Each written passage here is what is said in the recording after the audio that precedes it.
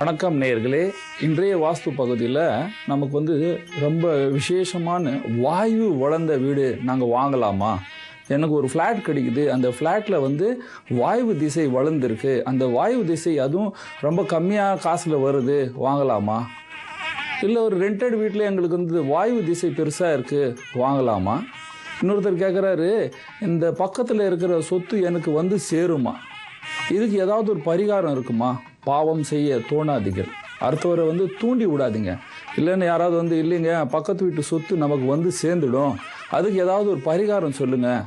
இல்லைங்க இதை பண்ணால் அந்த பக்கத்தில் இருக்கிற நமக்கு ஃப்ளாட்டை விற்றுட்டு போயிடுவார், அவருக்கு இந்த தோஷம் இருக்குது, அதை நம்ம பண்ணால் சரியாயிடும். அந்த மாதிரி லெட்டர்ஸ்லாம் வந்திருக்கு. இந்த மாதிரி லெட்டர் வரக்கூடாதுங்க. எப்பொழுதுமே பாவத்துக்கு வழி கேட்கக்கூடாது. அடுத்தவங்க சொத்தை நமக்கு தேவையில்லை, நமக்குன்னு விதியில் சொத்து இருந்தால் கண்டிப்பாக அந்த சொத்து நமக்கு சேரும். அடுத்தவர சொத்தை நம்ம அபரிக்கலாம் அப்படின்னு நினைக்கவே கூடாது. ஏனென்றால் இந்த மாதிரி நினைச்சால் நமக்கு மீண்டும் அந்த பாவம் தொடர்ந்து வரும். அந்த தொடர்ந்து வர பாவங்கள் நம்முடைய சந்ததிகள், நம்முடைய குழந்தைகளை பாதிக்கும்.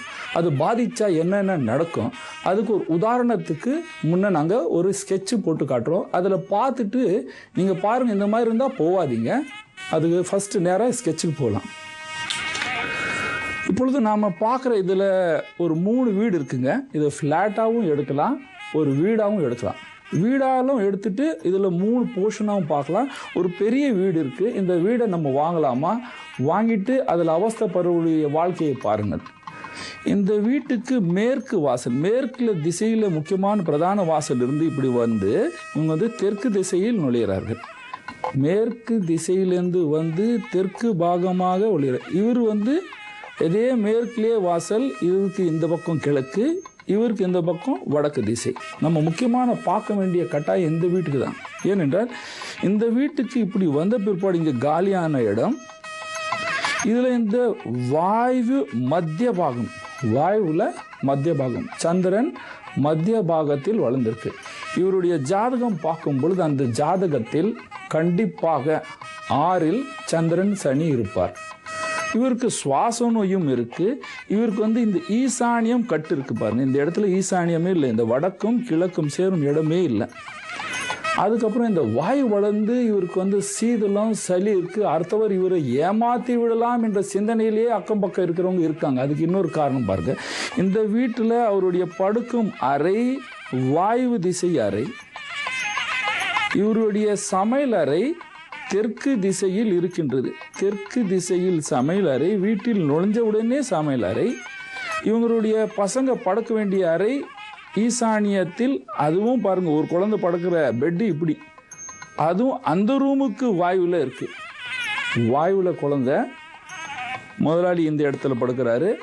அந்த வீட்டில் சமையல் அறை தெற்கில் இருக்குது. தெற்கு திசையில் சமையல் அறையில் இருந்தால் நீங்கள் எவ்வளோ சம்பாதிச்சு எடுத்துகிட்டு வந்தாலும் அந்த காசு உங்கள்கிட்ட நிற்காது. அந்த வீட்டு எஜமானிக்கு எப்பொழுதுமே நோய் இருந்துக்கினே இருக்கும். இந்த மாதிரி ஒரு அமைப்பு இருந்தால் அந்த வீட்டில் பணம் தங்காது. இவருக்கு நோய் இருக்குது. இந்த வாயு கடனை வளர்த்தி விடும். உங்களுடைய நண்பர் உங்களை ஏமாற்றி விடுவார்கள். அந்த ஜாதகத்தில் இன்னொன்று பாருங்கள், எப்பொழுதுமே உங்களுக்கு ஒரு கடகலகனமாக இருந்தால், கண்டிப்பாக கடகலகனத்துக்கு சொல்ல வேண்டிய நிலைமை இருக்குது. அவருக்கு குரு 8ல் இருந்து செவ்வாய் சனி 12ல் இருந்தால், குரு தசையில் சனி புக்தி நடந்தால் அவருக்கு இந்த மாதிரி அமைப்பில் வாழ வேண்டிய கட்டாயங்கள் ஏற்படும். அப்பொழுது அவருடைய நண்பர்கள் அவரை ஏமாற்றி விடுவார்கள். இப்பொழுது இந்த ஏமாற்றும் திட்டம் ஏன் வந்தது? இதெல்லாம் நம்முடைய பூர்வ கர்மங்கள். அந்த பூர்வ கர்மத்தில் இந்த மாதிரி யோகம் இருக்கும் பொழுது நமக்கு என்ன பரிகாரம் பண்ணால் இந்த வீட்டில் இருக்கிறவங்க வாழலாம், நல்ல வாடகை வீடு இருந்தாங்க கண்டிப்பாக ஃபஸ்ட்டு விட்டுடுங்க அப்படின்ற. இந்த வீட்டில் வாழ வேண்டிய அவசியம் இல்லை. இல்லைங்க நாங்கள் சொந்தமாக இந்த வீடை வாங்கி விட்டோம், இந்த சொந்தமாக இந்த வீடை வாங்கிவிட்டால் என்ன பண்ணுறது? சொந்தமாக வீடு வாங்கிட்டிங்கன்னா ஃபஸ்ட்டு நீங்கள் செய்ய வேண்டிய நிலைமை இதில் என்ன செய்யலான்னா, இங்கே இருக்கின்ற இந்த சமையலை எடுத்துட்டு இந்த அக்னேயத்தில் மாற்றி விடுங்கள். அக்னேயத்தில் மாற்றி விட்டு இங்கே ஈசானியத்தில் நம்ம குழந்தை படுக்கிறாரு பார்த்தீங்கன்னா, இந்த பெட்ரூமை இந்த இடத்துல மாற்றி விடுங்க. இந்த இடத்துல ஒரு ரூம் மாதிரி கட்டிட்டு இந்த இடத்துல உங்கள் பெட்ரூமை போடுங்க. இந்த வளர்கிற இந்த வாயுவை கட் பண்ணி விட்டுடுங்க. வாயு திசையை கட் பண்ணிவிட்டு நமக்கு தேவையில்லை அப்படின்னு விட்டுடுங்க. இப்பொழுது ஆனாலும் இந்த ஈசானியம் நமக்கு சரியில்லை, கட்டு இருக்கு, இந்த வீடை வந்து அந்த வீட்டுடைய எஜமானி பேருக்கு மாற்றிடுங்க. இதுவும் ஒரு சாஸ்திரம் இருக்குது. இந்த வீட்டு யார் பேரில் இருந்தால் இருக்கும், யார் பேரில் இருந்தால் அந்த சொத்து நம்மளை விட்டு போயிடும். அப்பொழுது இந்த ஆண் வாரிசாக இருக்கிற ஒரு பேரில் இருந்தால் அந்த சொத்து நம்ம வீட்டிலேருந்து போயிடும். அப்பொழுது இந்த வீட்டுடைய எஜமானி பேரில் மாற்றி விட்டு அந்த வீட்டில் வாழலாம். அதுக்கப்புறம் இந்த ஈசானியம் கட்டியிருக்கின்ற இடத்தில் பெரிய பெரிய கண்ணாடி 1, 2, 3 அந்த செவரில் 2 அடிக்கு 3 அடி 2 அடிக்கு 3 அடி கண்ணாடியை மாட்டிட்டு பெருசாக காலியாக அந்த ரூமை விட்டுடுங்க. இங்கே பூஜை அறை சின்னதாக ஒரு கற்பா போட்டுக்கோங்க. இங்கே ஒரு பூஜை அறையை வைத்து விடுங்கள். இங்கே பூஜை அறை இருந்தால் தோஷங்கள் குறையும், பீடைகள் குறையும். தோஷம் பீடை குறையும். ஆனாலும் எங்களுக்கு இந்த நோய் இமீடியட்டாக போகணுங்க. நோய் இமீடியட்டாக போகணும். தெற்கு திசை வந்து ருத்ரனுடைய திசை. ருத்ரனுடைய திசையில் இந்த தோஷம் இருக்குது, ஒன்றுமே மாற்ற முடியாது அப்படின்னு நிலைமையில் இருக்கிறவங்க வீடை விட்டுடணும்னு சொல்லி, இல்லைங்க நாங்கள் வாங்கிட்டோம், இப்போ செலவுக்கே காசு இல்லை இந்த வீடை மாற்றுறதுக்கு அப்படின்னு சொன்னால், இந்த சமையல் அறையில் நம்ம வீட்டில் உப்பு இருக்கும், அந்த உப்பு அதிகமாக வாங்கிட்டு ஒரு 2 கிலோ உப்பு இந்த கேஸ் அடுப்பு கீழே வைக்க வேண்டும். இதை சுத்தமாக நிறுத்திடுங்க. நமக்கு இந்த பக்கம் போகிற வாசலை க்ளோஸ் பண்ணிவிடுங்க. க்ளோஸ் பண்ணிட்டா இந்த தோஷம் குறையிறது ஆரம்பிக்கும். அப்புறம் மகாருத்ரன் சிவனுடைய ஆராதனை ஆரம்பிச்சிடுங்க. தெற்கு வாசலாக இருக்கும் பொழுது ஞாயிற்றுக்கிழமை நீங்கள் கோயில் போகணும். உங்கள் ஏரியாவில் எந்த கோயில் இருக்குது அப்படின்னு பாருங்கள். அதில் ஆஞ்சநேயர் கோயில் இருந்தால் ஆஞ்சநேயர் கோயில் போயிட்டு ஆஞ்சநேயர் சிலையை 3 வாட்டி சுற்றிட்டு வாங்க. ஆஞ்சநேயர் சிலையை 3 வாட்டி சுற்றிட்டு வந்தால் இந்த ருத்ரனுடைய பீடை குறையும். சிவன் கோயில் இருக்குங்க. சிவன் கோயில் இருந்தால் ஃபஸ்ட்டு விநாயகரை ஒரு சுற்றிட்டு வந்துட்டு அப்புறம் சிவன் தரிசனம் பண்ணிவிடுங்க. சிவ தரிசனம் பண்ணும்போது சாயந்தரம் நேரத்தில் போங்க. சாயந்தரம் சூரிய அஸ்தம் ஆகிற நேரத்தில். ஏனென்றால் சீதள நோய், மனநோய் இதெல்லாம் சாயந்தரம் நேரத்தில் போயிட்டு கண்டிப்பாக பார்த்துட்டு வாங்க. அப்போ இந்த தோஷம் குறையும். அதுக்கப்புறம் இந்த வாசல், இங்கே வாசல் இருக்குது, வாசலுக்கு பின்புறமும் உள்ளேயும் வாசலுக்கு வெளியும் வாசலுக்குள்ளே என்ன செய்ய வேண்டும்?